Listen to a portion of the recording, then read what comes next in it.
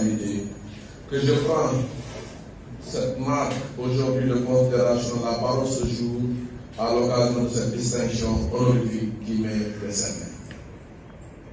Je tiens avant toute chose à exprimer une sincère gratitude aux plus hautes autorités de cette République du Sénégal. Je veux nommer le président de la République, mais son premier ministre et tous ces ministres de tutelle qui travaillent d'arrache-pied avec nous.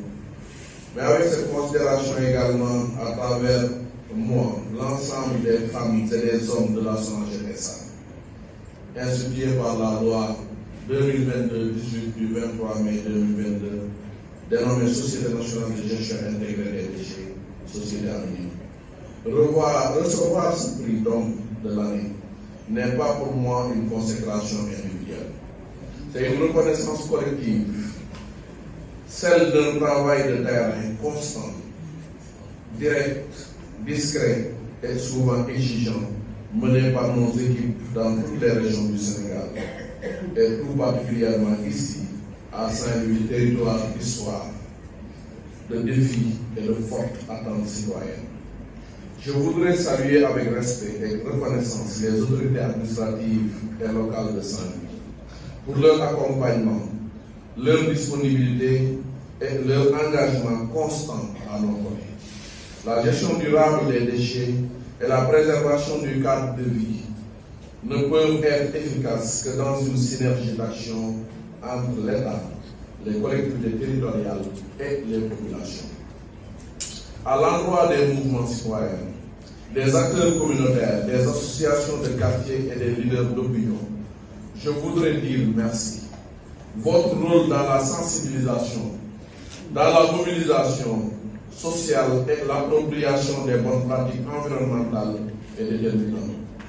Vous êtes des partenaires essentiels de la SONAGED-SA dans la construction d'une ville propre, saine et digne. Permettez-moi également de rendre un hommage appuyé aux équipes de la délégation régionale de Saint-Louis, dirigée par l'aimable et le courageux Ababacar Sadikh Diouf,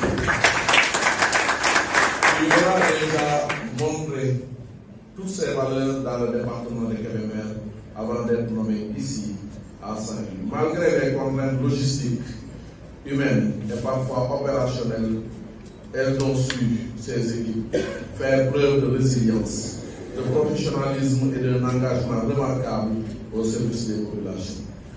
Leur travail est souvent silencieux, mais son impact est visible et durable.